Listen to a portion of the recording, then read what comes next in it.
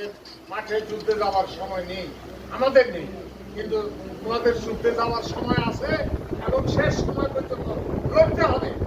আমরা হয়তো অনেক কথা আমরা বলি, আমি ওদিন মাঠে গেছি, আমার স্ত্রীর সাথে ছিল, যখন একটা লোক একটা বাজে কথা বলছে তখন আমি বাধ্য হয়েছি, আবার গান যখন লাগতেছে আমার ওয়াইফ এবার জড়ায় ধরছে, বলল ব্যাপারটা কি, আমি সহ্য করতে পারি নাই, কারণ এদেরকে রাস্তায় মেরে ফেলা আমার মনে হয় আমার জন্য ফর্জে আইন হয়ে গেছিল।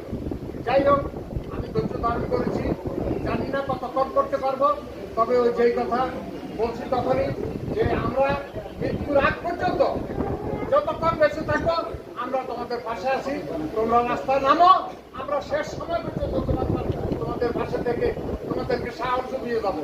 ধন্যবাদ সবাইকে। জয় বাংলা, জয় বঙ্গবন্ধু।